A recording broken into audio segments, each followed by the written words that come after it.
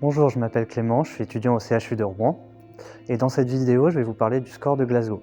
Le Glasgow Coma Scale fut créé en 1974 dans les départements de neurochirurgie de l'Université de Glasgow par les docteurs Tisdale et Jennett dans le but d'évaluer et de suivre l'évolution de l'état de conscience des traumatisés crâniens.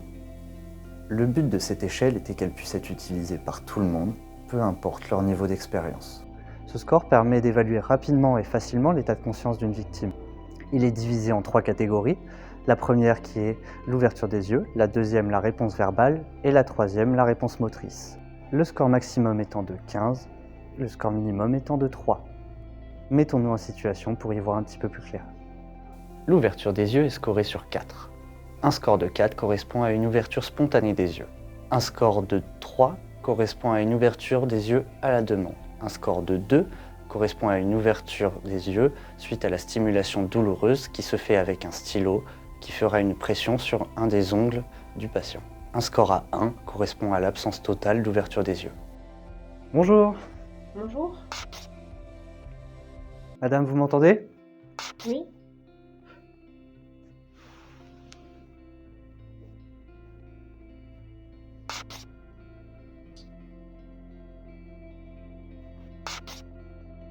La réponse verbale est scorée sur 5. Un score à 5 correspond à une réponse qui sera orientée dans le temps et dans l'espace. Un score à 4 sera une réponse qui sera ni orientée dans le temps, ni orientée dans l'espace. Un score à 3 sera une réponse qui sera inappropriée vis-à-vis de la question posée, c'est-à-dire que le patient répondra complètement à côté de la question. Une réponse verbale scorée à 2 correspond à une réponse incompréhensible de la part du patient, c'est-à-dire qu'il utilise des sons à la place des mots. Une réponse scorée à 1 correspond à l'absence totale de réponse de la part du patient. Connaissez-vous la date d'aujourd'hui? Oui, le lundi 25 mars 2024. Connaissez-vous la date d'aujourd'hui? 2 janvier 75. Connaissez-vous la date d'aujourd'hui? Oui, mais la voiture, elle est rouge. Connaissez-vous la date d'aujourd'hui?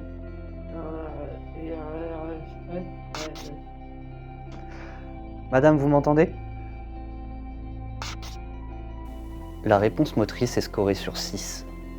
Un score de 6 correspond à une réponse motrice à la demande de l'examinateur, comme par exemple lui serrer les mains.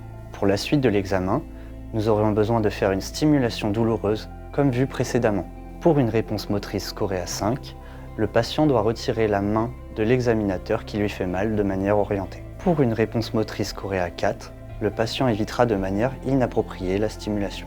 Pour une réponse motrice scorée à 3, le patient se met en décortication, c'est-à-dire qu'il est en flexion systématisée des membres supérieurs et en extension des membres inférieurs.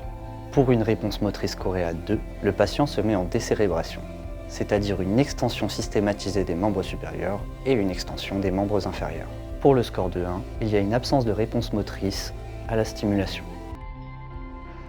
Madame, serrez-moi les mains.